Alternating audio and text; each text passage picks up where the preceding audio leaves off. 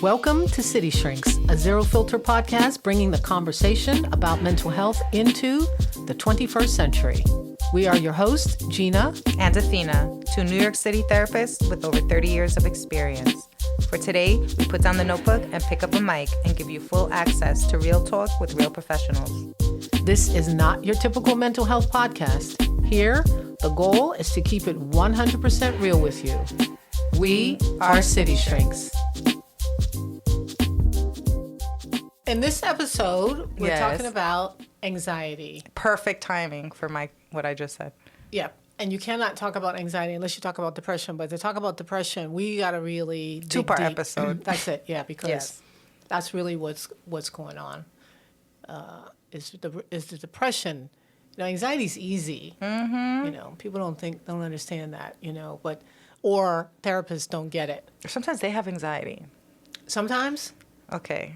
A lot of times. I would say that probably 75 to 95% of the American population has anxiety, and that then would include the therapist. Right.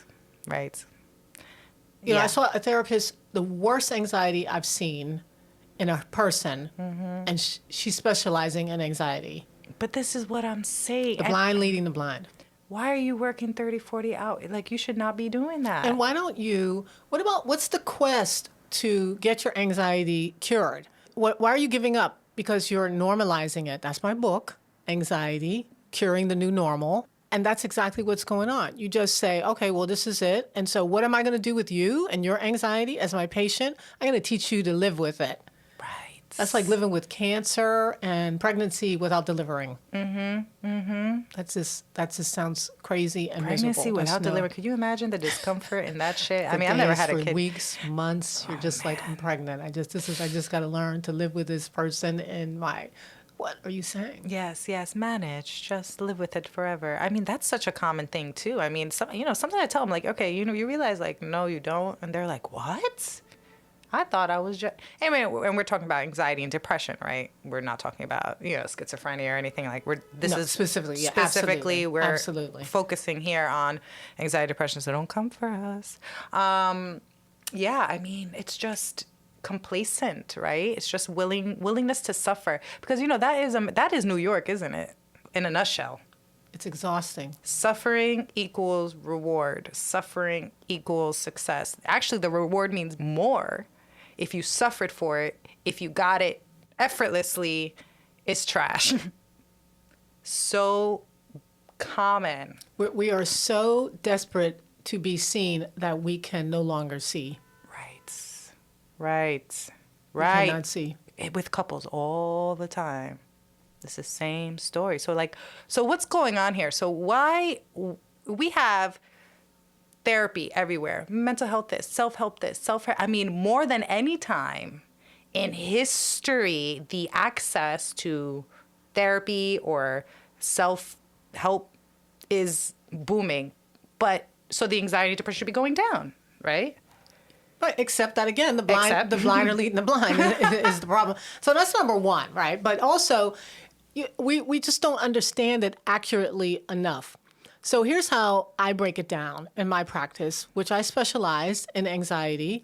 And because I specialize in anxiety, I was forced to become an expert in depression, which was really an eye-opener from somebody that had been in school for 100 years and practicing for 100 more.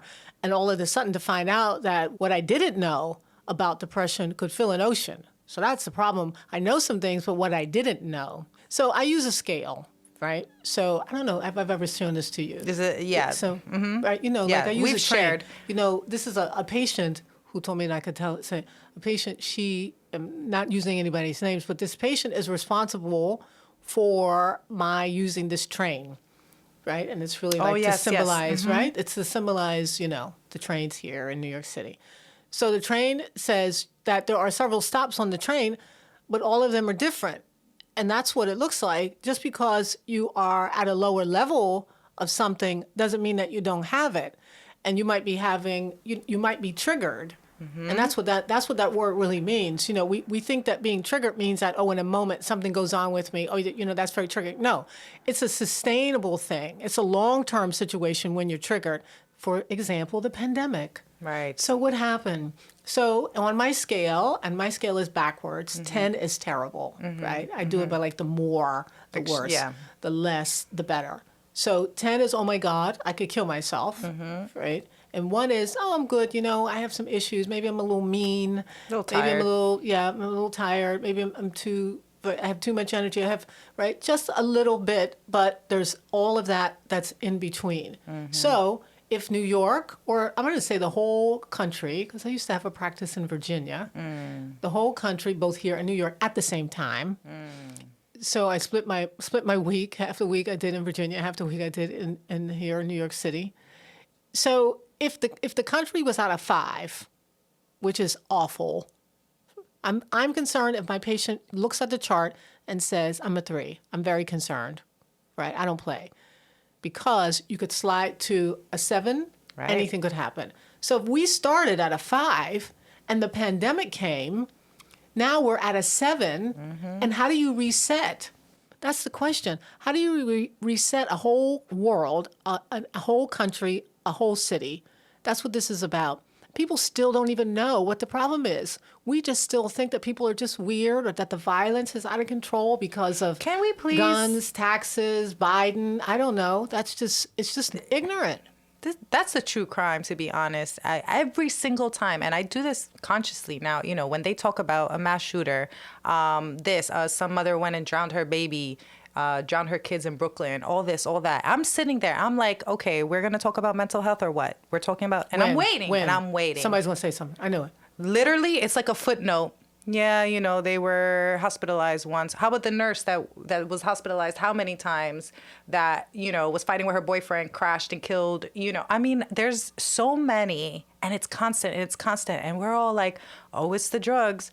Oh, they're just crazy. How about the subway? You can't even take the subway in New York and feel safe now because of all of this. And they're like, oh, they're just, well, this is the homeless population's mental illness, okay, progressively getting Because worse. they weren't a 5. They weren't that violent. Now they're violent. That's right, because they've also been triggered. So Correct. If they were a 7, Right. and now they're a 9, and one of the things on a 9 or a 10 listing is homicidal. Right. So now you're homicidal because you've been so triggered. And how do you reset a schizophrenic that was already a 5 or a 7? Right. I mean, how do you just reset him? He is so it's a very scary predicament to be in, but we've got to learn to reset. The therapist I'm not sure they are not taking care of themselves. You have to really, that's number 1, I think. When it comes to being a therapist, you have to find some real skills. Find it. You can find it.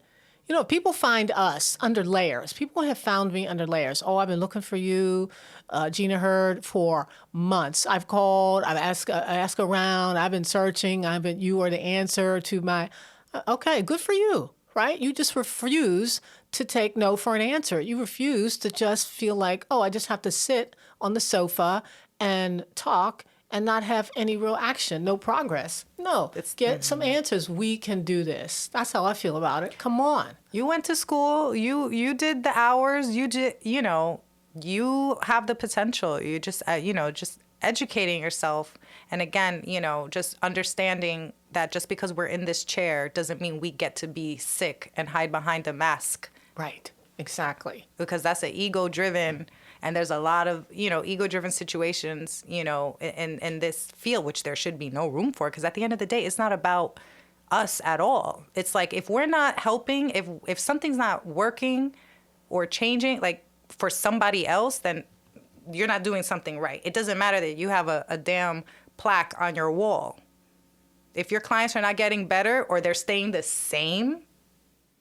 And if you've never been in therapy. And if you've never been, I mean, that's the other part too. I'm so surprised when the therapist tells me they've never been in, I'm like, what? That was like a requirement for mine. They're like, okay, all y'all need to be in therapy. Y'all need to do your family trees and all your trauma. We want trauma for the past 3 generations. And I was like, oh shit, like this is. My at Fordham University, fantastic institution, they would say, okay, you can't expect to not go to therapy, can you? Now, they're not trying to force you, right? But you can be a therapist who hasn't gone to therapy. Is that the expectation level that you set for yourself? Is that your professionalism? Right. This is a professional school. Is that so you do what you want to, but we all went to therapy. Right. And It's look not at rocket science. and What look is at it? look at that paradox there. It's like the therapist itself is like, well, if my client knows that I'm in therapy or I've been to therapy, now I'm less credible because we're supposed to be these like, but that has nothing to do with it. It actually, you know what I'm saying? Like, because of this stupid stigma thing, and then you're like, well, I'm in this position now. Is so that I what's don't, out there? Is that what's going on? I mean, I have been in Yeah. therapy when I Oh, was yeah. young for forever. Because yeah. you need to be, right? Sometimes it takes that long to find the right therapist. It takes that time. You're on your journey. Mm-hmm. Yeah, so you have to stay with it. Yeah. But I mean that's the reason why you wouldn't take care of yourself, because it looks a certain way. Yes. That's what I'm hearing. Yep. Oh yeah. I've heard. I mean, even if I self-disclose, like, okay, like, we all, like, in times of it, we get a therapist and they're like, you've had a I'm like, hello, yes. And they're like, oh, but if you're a therapist, like, why would you need a therapist? I'm like, okay, so see, you don't know. Well, I'm older than you. I'm older than you, so it's been a while since I've been in therapy. Yeah. But I'm not afraid to go back, okay? I'm not If you afraid to go had back. to, That's you right. would. But that's the Absolutely. point. And it's like, I don't okay. know who I would be seeing, because it's only me and you. You'd be seeing, listen, that's why we have our little dinner dates, that's our little therapy hour most of the time. But yeah, and for me, I'm just like, wait a second. So what do you know about how the brain works? Like, how could I, from like a clouded space, see my own like, that doesn't make any sense. Yeah. It doesn't matter how much I know. And I have to say that, I have looked for therapists for some patients and some people in my personal life, and they are out there. For Sure. And now, better than ever, because you're on Zoom, you can see a therapist in California, Texas, right? You're going to see, you're going to find. If you're looking, you're going to find. But you really, really do have to look. And it is, it is quite a journey to find that. Which is a shame. In my book, I give examples of therapists that have crossed my path that have terrible anxiety. But the book is about curing anxiety. It really is. It gives my whole entire system about what you need to do to basically unbrainwash yourself. The bottom line is that anxiety equals control, that need to control things. Yep. Right? So you see that in parenting. You see that in relationships. That's how I started it. Right. I started it because I remember I was in Virginia, and a couple came in, and he pulled out his phone, and he told me that he was divorcing her because she didn't return his phone calls in the middle of the day. And I said, but she's working. Aren't you supposed to be working too? It's the middle of the day. Oh, you're trying to tell me that she can't pick up the phone and call her husband? I said, well, if she just saw you in the morning, in the evening. He was furious at me that I would even suggest that. And at that point, I said, wait a second, you're just not even thinking clearly at all, that you just would say that. And that was about that control. So that's when I really, really started really saying, okay, I'm not doing this anymore until I figure this out. It's funny because we talked about your system years ago, and I use it still to this day. That little, the fact that anxiety was always going to equal control, which is always going to equal fear, which is always going to equal negative thinking. And that part about when we reduce the anxiety, that the depression allows itself to show. It's not that it's not there, it's that now it starts to show so much. I use that so much for a fact that I actually use it as a disclaimer before, right? As I'm working with them, I see them starting to get better. Always happens. Disclaimer. And it always happens. Literally like clockwork, to a point where they're even like, and I remind them, I said, please, like, let's go back to the treatment plan. We said by this session, etc. If their anxiety is reducing, you will start to feel, it's going to feel like your fault, but it's not. That's your depression kind of, and that's the work. That's the healing part. Yes. And the anxiety's in the damn way. That's the easy part, right? But it's hard to deal with. Now that I do know, right? For Right. people, it's, depression is ugly, right? It's mean. They'd rather be anxious than depressed. You know, and I hear that. Right. Right. I hear that. You know, until you give them a couple St. John's wort, or a little a Wellbutrin or something, right? Or Episode 3, yes. and the whole self-care thing, is very real. You got to do all that to get rid of that, and you can again. But yeah, so because I always say, and I love that it's depression is the wood to the fire of anxiety. Correct. So that fire can go out, but if you keep putting a little kindling on it, a little moss on it, whatever, it'll ignite again. So you got to get rid of the depression. Right. That's what it was all about all the time, and that's where we are. We are a depressed country, forget about inflation, money, that has nothing to do with it. If we can get a reset on our mental health, we can do anything. And this Gen X's, Gen Zs. Gen Zs. I think you're wait, hold on. I'm an elder millennial, as I said earlier, that you LOL'd.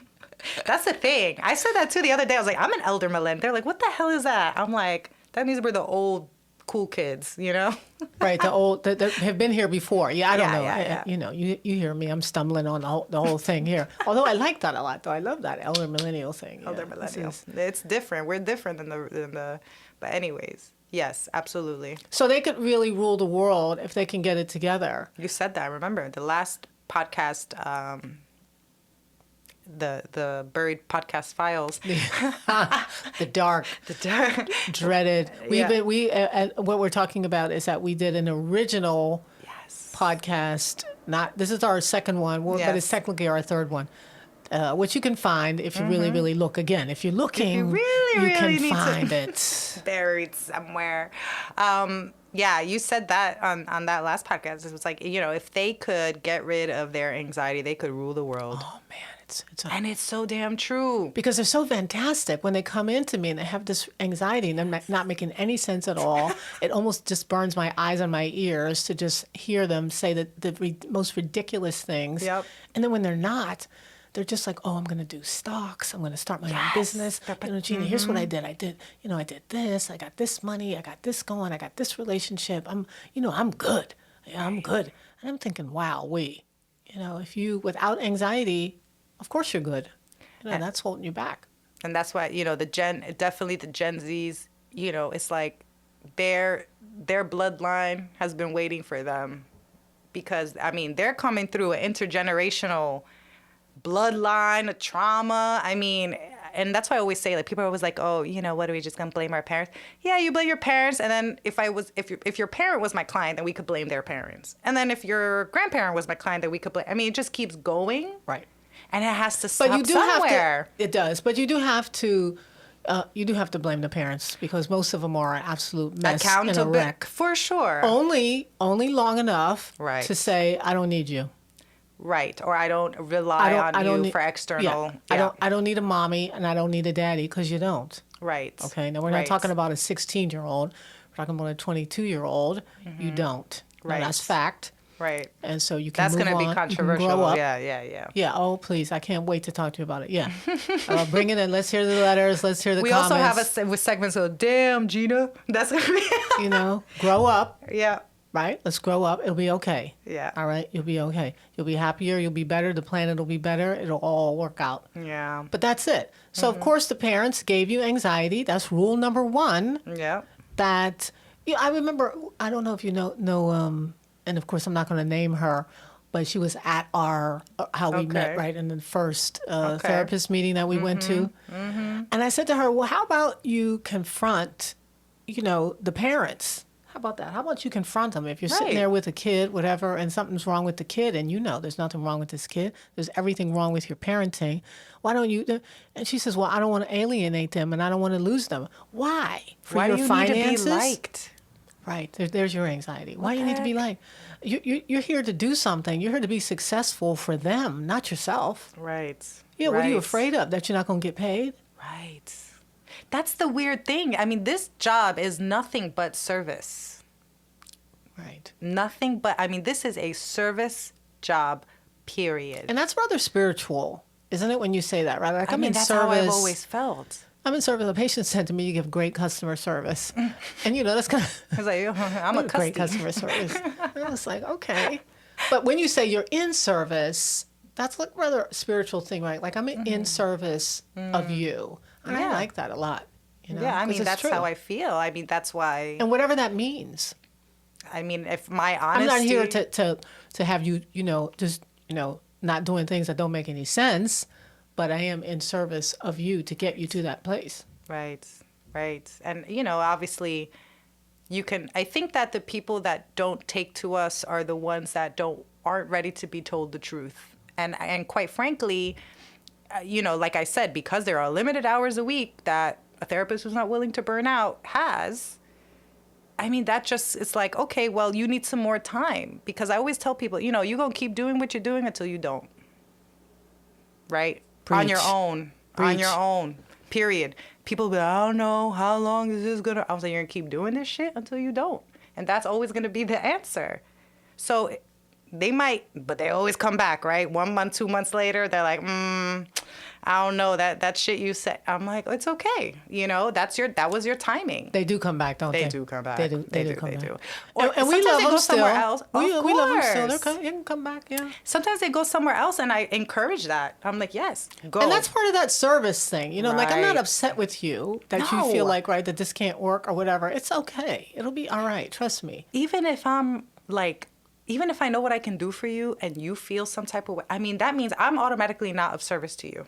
Yes. It doesn't really matter, and that's why I say this is a. And I can't convince you. No. Right? Because the work is too intense for us, for you and I. It's Service to be received. Yeah.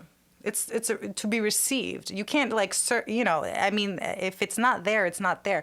That's why it boggles my mind. The whole, I've been seeing this therapist for 1 year, 2 years, but I haven't been happy with them since when? I don't know, after the 3rd month. I'm like, holy shit.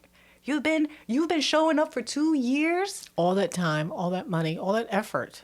I mean, Right? All that effort. right. So anyways, yeah, back to the anxiety thing. I mean, that's anxiety right there, right? Yes. You know, It's in everything. It's in every single thing that we do. Decision Everything. making, Everything. relationship issues, health anxiety. Oh, let's not.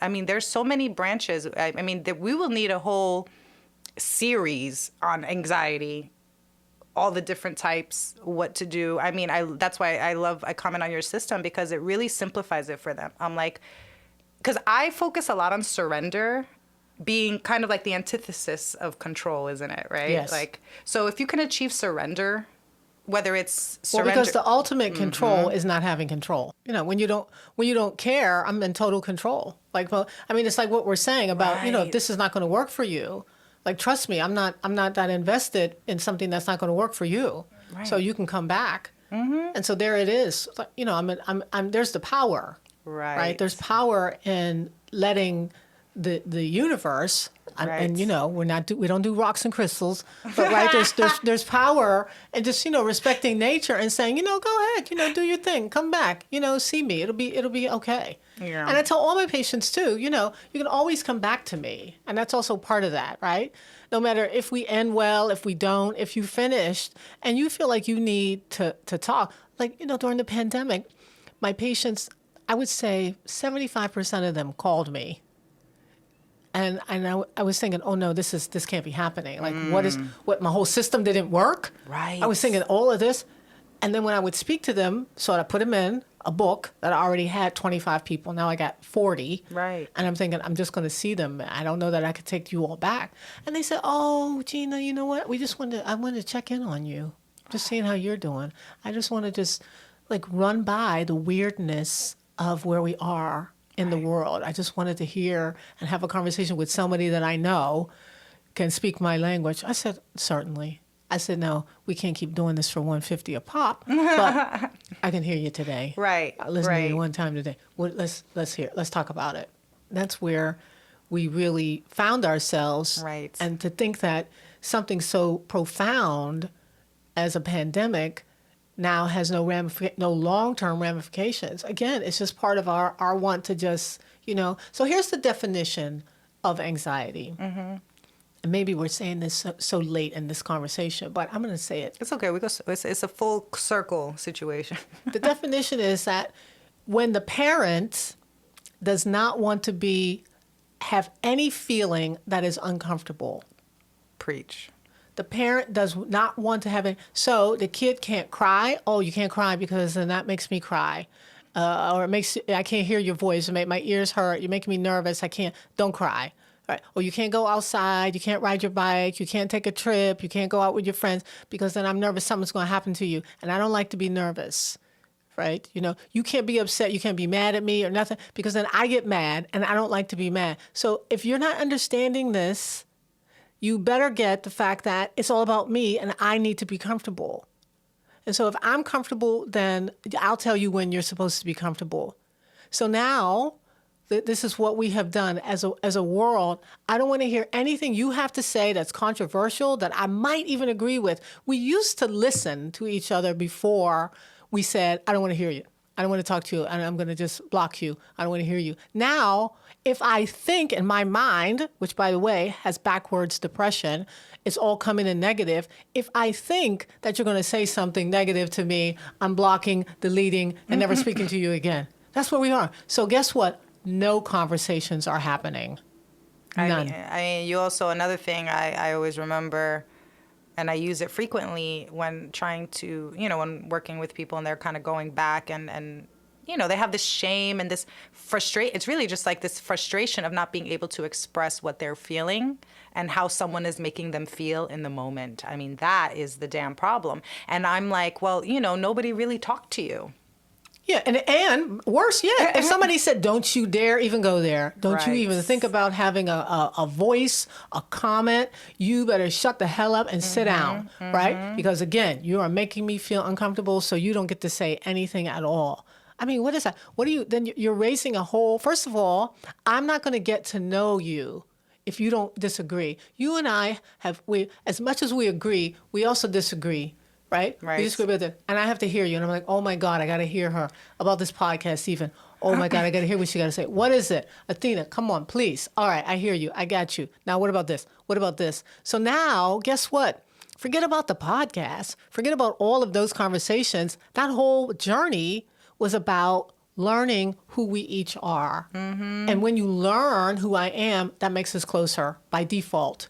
Right. So now I know exactly, and it's a power play. And this is what the young people don't understand, right? The Xers, the Gen Zs, the millennials don't understand that I can figure out how you think so I can better get my needs met based on the fact that I know you. Right. I know what you're thinking because you just told me. Instead of guessing. Yes. And it's almost as if like, the people that are also, that those children are, that are also uncomfortable being uncomfortable, those are the ones that grow up, I think, and tend to stay just very anxious, even panic disorder, because obviously it's elevated through the generation. But the ones that are almost comfortable being uncomfortable, those are the ones that end up just kind of manifesting that depression, right? Like they have this tolerance for anxiety. Because they were beat down. Right. Yeah. I mean, if you went to a therapist who had anxiety, right, who said, it's fine. Everybody has it. It's natural. It's normal. You learn to live with it. It's part of you. It's you. It's part of you. It's okay. We'll do this. You'll be anxious for the rest of your miserable life. Right. That sounds, very inviting. And then, that sounds familiar because mom said the same thing. Right. Mom said, no, you're only going to feel what I feel, and I'm going to tell you how to feel, and I'm going to tell you how to think, and that's how it's going to go down. Right. So it all starts to sound very familiar, and then you just say, oh, yeah, this is what it is. And a lot of people actually have found, and I bet you anything, there's listeners that were like, wow, that actually helped me, right? That actually made me feel better that I knew it's just something I have to deal with for the rest of my life. So what do we say to them? I say, hell no. No. That makes no damn sense. That's what I say. That's a hell no. I mean, because I've heard, they're like, when I found out that I have anxiety. And I say, okay, so you know what I say to that? I say, how about this? How about we just try you not having it? Let's do that. Let's see. What you prefer. Because, I have to have this conversation every day, right? That's what I do. All I do is anxiety. So I got to have these conversations with people. And they're like, no, it's okay. And I say, okay, so you know what? Let's just do a little experiment. So let's just do this for 3 months, 3 months, and then let's assess how you feel. And at the end of it, if you start to feel a certain way, this is also my conversation for meds and vitamins. I'm like, you know what? Well, stop taking it. What the hell? You know, I'm not married to anything. If it works, then goddamn it works. If the shit don't work, it don't work. That's How it. about that? Then we can stop doing it. But guess what? It works. So at the end of it, then you're like, oh, wow. Why would I want to live the and other you know, way? but listen, by that time that happens, so many things in life have opened up when you don't have anxiety. You That ain't the got last time. thing, yeah, you're not interested. I'm not interested in revisiting what we talked about when I was that. Come on, I don't even know that person. That's what they say. I don't even know who Right. that person is anymore. And that's the blessing, right? I always say, like, at the end of the day, we'll never forget where we were, but we can distance ourselves from them. Yes. And to distance yourself, through kind of repetitive positive experiences, healthy thought patterns, manifesting You shit that retrain the brain. Correct. The younger you are, the easier it is to retrain that brain. You know, you forget it. I had a patient. I worked with her when she was 15. She was sneaking into therapy, and Oh my God, I know you told me she was sneaking around trying to get to the therapist, not to something? her man's house, but to the therapist. I don't know if I put that in my book or not, but I really It was in should, 'cause I the saw- buried podcast files. That's why I heard that. So she calls me every now and then. Of course, she called me in a pandemic, and of course she's great. But one time we did a group during the pandemic, and she showed up, and she said, "Well, I'm gonna be perfectly honest. Like a lot of stuff that Gina told me, I just don't remember. All I know is I just don't have anxiety, and I do know that I had it really bad." There was a time. I thought that's a beautiful thing about youth, that the mind is so powerful that you can retrain it. And she's like, I'm going to just be honest. And I thought, you know what? That's perfectly fine. You can't relate to it. And why should you? Move on. Let's Think move about on. some other things. You got so many other things to do. Right. That's fantastic. It's like when you finally realize you don't control everything and you're okay with that, because Yes. that's the real cure of anxiety. It's not that you're not going to run into shit you can't control. And honestly, I will say that a lot of this is societal doing. I mean, the fact that I could watch what's his name on his bicycle riding to me to bring me my damn pizza. I'm like, I don't need to know every damn block you're fucking on till you get here. Yes. Because there was a time and place where we didn't even have that and we all were living in shit. And it was okay. And it we was we made okay. it. Right. Well, because that's what happens. If you keep normalizing it, then you put it Right. into all aspects of your life. It Right. starts to manifest. It doesn't make Because it we right. create those things, don't we? Yeah. These people are in these labs. They're like, how can I give more control? How can I ease people's anxieties? They're actually like, almost like they're feeding off of the Citizen app. Why the hell? I need to know every damn Negative, thing. negative. Everything. Put that into your mind. They're validating this need for constant safety because they're constantly in danger, right? Because of their anxiety. But here's the thing. If you raise a child, and I'm in a position to know, Yes. if you raise a child that doesn't have access to that because there are other things going on in the world that you bring to their attention, that they're focused on and that they're doing, it doesn't have to be part of your world. It's only when you start out having anxiety that then you gravitate to the negative. You gravitate to all of those things. So then it becomes more, it just is increasing and validating your already existing anxiety. It's not creating your anxiety. no, and people are banking I had off of all it. those apps. TikTok, I did that. I try, whatever. Who has time for that, right? I have other things. I'm getting into the world. I'm trying to save the world. So who has time for that? But if that's your acclimation, that's how you were raised, right? I see the babies in the strollers, with Right. the iPods, not looking at the trees, right? Right. Not talking to mommy. The baby has, the iPad. My issue is that when I see the kids on the iPads and everything, because in my family sessions, I can't tell you that the number one defense of I felt emotionally neglected, I felt like you couldn't hear me, I felt like you didn't validate what I felt was, but I gave you this and I gave you that and you went to this school and you got this. How can you say because I didn't financially neglect you? You can't say I did. That's all we know. That's all right, because their parent was all about they were neglected maybe for basic I don't know, it Emotionally. depends, right? Emotion and all these Where's things. the balance? There is none, Where's the girl. balance? It's all that external stuff too. It's like a damn stuff shame. that's going to make you happy and never does. Yeah, but that's funny because I can have one person who makes tons of money. That money is not even, a topic of discussion in their therapy, sit in the same damn chair as somebody who's on Medicaid, right? And they're having, so, it really doesn't, mental health does not discriminate. Okay, parenting and what you have and everything has nothing to do with who you are, right? It has nothing to do with your soul. Right. Cannot be purchased. Period. Anywhere you see control, you don't feel safe because you're trying to create a certain outcome. Most of the time it's negative, right? Like you said, if you have anxiety. That's just what it is. Constant. Yeah, every time, a negative and a negative are never going to equal a positive. If you come at a situation from a negative point of view, that's what you're going to get.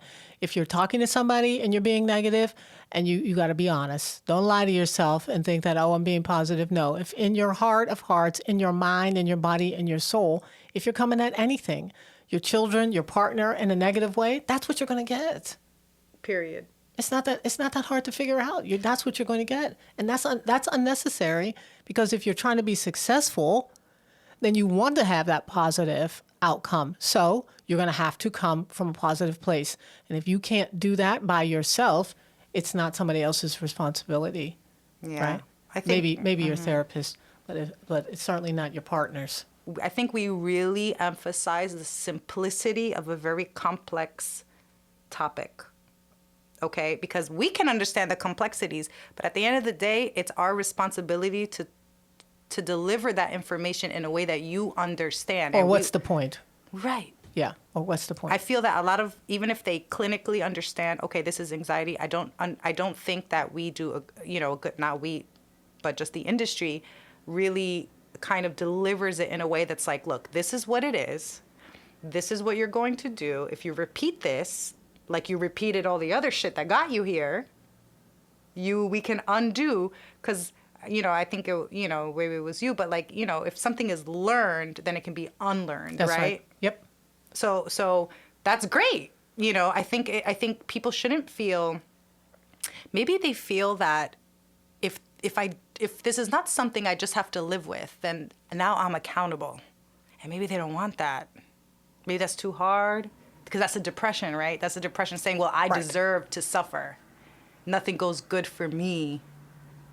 Now, we're going to, of course, take questions on this and comments. And y'all are going to have a lot. So find us so that we can follow up again, because the anxiety thing is huge, and there's no way we could cover really some other things that you can do and that you need to do when you have anxiety. So we'll do that in our part 2 on anxiety. And then we'll also do 2 parts on depression. Oof. And get some questions, get some answers, get some people talking to us, comments. So we'll get to all of them. So we even the hate mail. That. We like the hate mail. How dare you say, how dare you, blah, blah, blah. Listen, all feedback is good feedback at the end of the day. True. That's very true. We'll take it all. You're going to have to probably listen to us if you have never heard us before and you're tuning in for the first time. Yeah. You're probably going to have to listen to us a couple times before. But hopefully we've given you some understanding of anxiety, because that's really, it's very serious and it's not getting any better. And that's what we're seeing. Let's be perfectly clear. Yes. It's not that people are somehow all the bad people are around us. No. We've all been triggered. Right. And that's why, this is definitely a 2-part series. All right. So thanks for tuning in. We'll talk to you soon. Ciao. Thank you for listening to City Shrinks. Stay tuned for future episodes where we answer your questions, hear your challenges, and hold everybody accountable. Be sure to rate, review, and follow us on Instagram @City Shrinks.